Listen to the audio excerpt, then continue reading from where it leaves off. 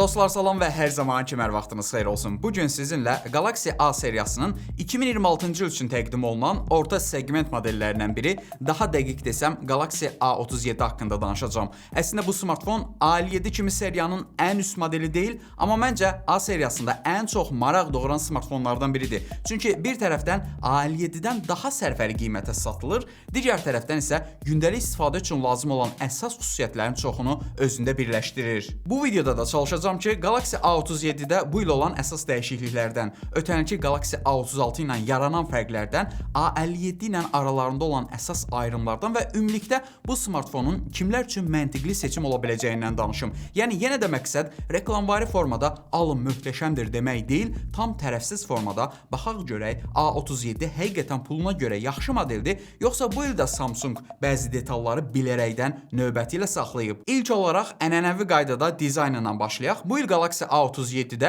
köklü bir görüntü dəyişikliyi yoxdur. Yəni A36-nı istifadə edən biri A37-ni əlinə götürəndə tamamilə yeni smartfon gəlib hissini yaşamayacaq. Samsung son illərdə A seriyasında çox aydın bir dizayn xətti qurubdu və görünür ki, şirkət bunu hələ bir müddət davam elətdirəcək. Düz kənarlar, arxada şaquli formada yerləşən üçlü kamera adası, ön tərəfdə mərkəzdə yerləşən selfie kamerası və ümumilikdə sadə təmiz görüntü. Amma burada maraqlı məqam odur ki, A37 dizayn olaraq dəyişməsə də, gövdə keyfiyyəti və qoruma tərəfində daha yaxşı smartfon kimi görünür.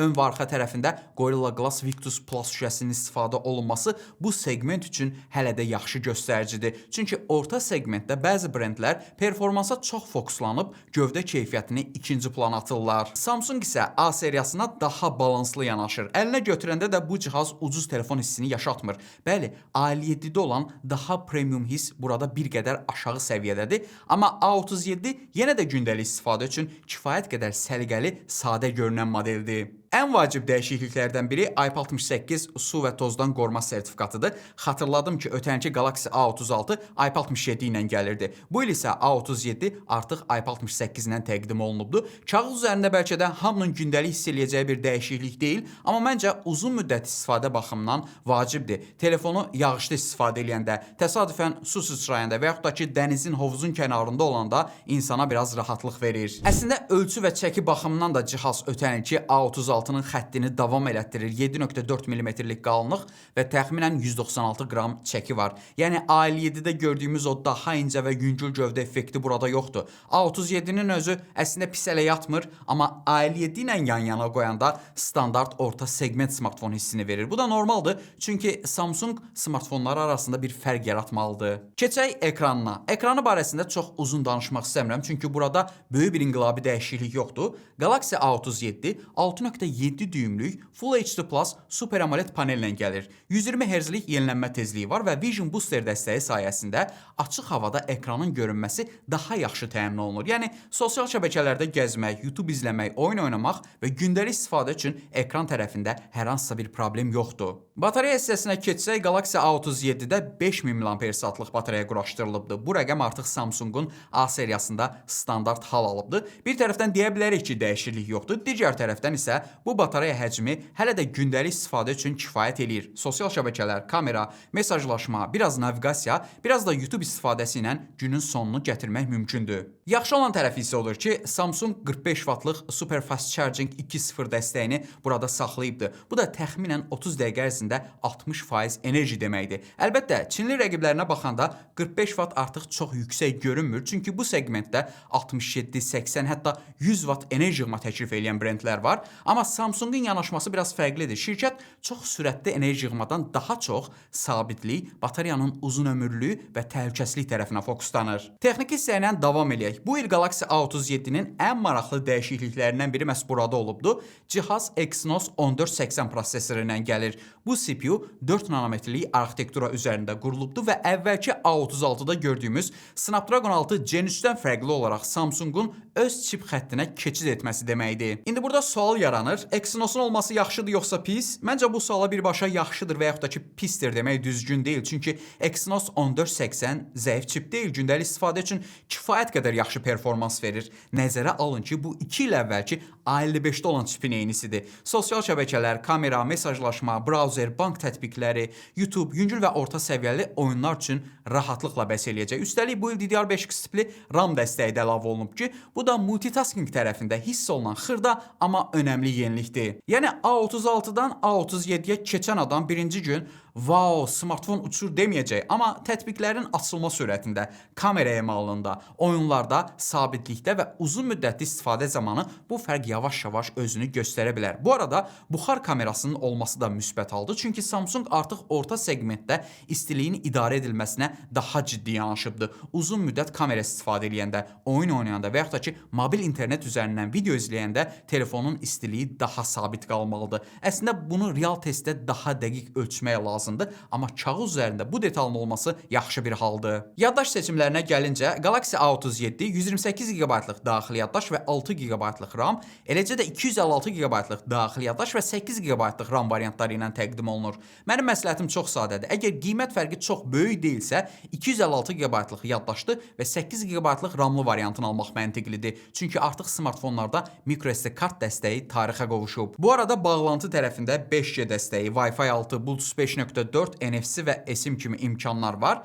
eSIM dəstəyi regionlardan asılı olaraq dəyişir və bizim bazarda təqdim olunan modellərdə eSIM aktiv deyil. Baxmayaraq ki, dəstəyi var. Brend bəzi bazarlarda bu imkanı vermir və bunu da mənfi detal kimi dəyərləndirmək olar. Və kameralar. Galaxy A37-nin arxasında üçlü kamera sistemi var. 50 megapikselli f1.8 diafragmalı əsas kamera, 8 megapikselli ultra geniş bucaqlı və 5 megapikselli makrofokus kamerası. Öndə isə 12 megapikselli selfie kamerası yerləşir. Bu il əsas kamera yenilənibdir. Baxmayaraq ki, megapiksel və diafram dəyəri dəyişməsə də, görüntünü əmələ gətirən piksellər indi daha da böyüdülüb. Bu da işığı daha yaxşı uda bilməsi mənasına gəlir. Əsas kamera ilə gündüz çəkimlər yaxşı nəticələr verir. Rənglər Samsunga xas şəkildə biraz canlı, kontrastlı və sosial şəbəkəyə tam hazır formada emal olunur. Ultra geniş bucaqlı kamera isə 8 megapikseldir. Bax, A37 ilə A57 arasında kamera tərəfində əsas fərqlərdən biri də budur. A57-də ultra geniş bucaqlı kamera daha yüksək keyfiyyətli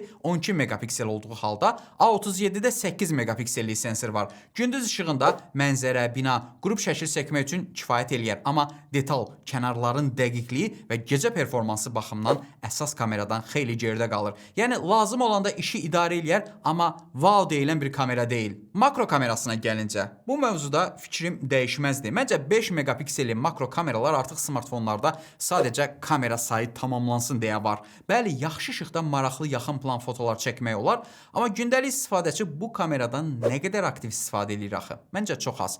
Video tərəfində də vəziyyət tanışdır. Əsas kamera ilə maksimum 4K 30 kadr saniyə sürətlə çəkim etmək mümkündür. 1080p-də isə 60 FPS dəstəyi var. Ön kamera 12 megapikseldir və Super HDR video dəstəyinə sahibdir. Selfie kamerası rəng, parlaqlıq və dəri tonları baxımından Samsungun üslubunu davam elətdirir. Çox təbii yox, amma sosial şəbəkələr üçün xoş görünən nəticə verir. Burada əsas yaxşı tərəf 4K 30 kadr saniyə sürət video dəstəyinin olmasıdır. Yəni vlog tipli çəkimlər, qısa videolar və gündəlik selfie videolar üçün kifayət qədər yaxşıdır. Amma burada da avtofokusun olmaması hiss olunur. Əgər tez-tez kameraya yaxınlaşıb uzaqlaşacaqsınızsa, sabit fokus burada limit yaradacaq. Son olaraq sistemdən də danışıb icmalımızı yavaş-yavaş yekunlaşdıraq. Galaxy A37 qutusundan Android 16-nın üzərində qurulan One UI 8.5 ilə çıxır. Samsung bu model üçün 6 il sistem və təhlükəsizlik yenilənməsi vədini verir. Məncə bu A37-nin ən güclü tərəflərindən biridir. Çünki orta segmentdə telefon alanda sadəcə bugünkü performansa yox,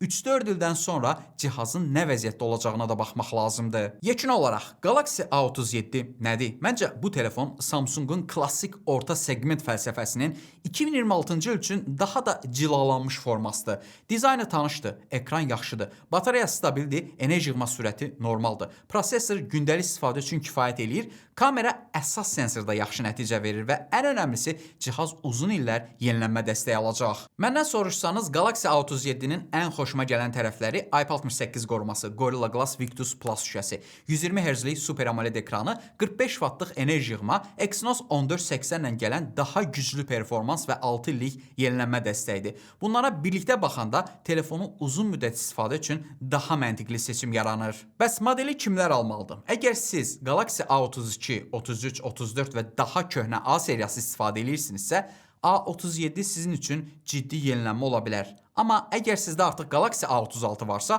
məncə A37-yə keçid eləmək o qədər də məcburi deyil. Çünki bəli, fərqlər var, amma hər istifadəçini dərhal keçid eləməyə vadar eləyəcək qədər böyük deyil. Son söz isə yenə də sizdədir. Galaxy A37 alınarmı? Rəydə yazın. Yoxsa A36 istifadəçilər üçün yox, daha çox A32, 33 və 34 istifadəçilər üçün məntiqli yenilənmədir. Rəydə fikirlərinizi mütləq mənimlə bölüşün.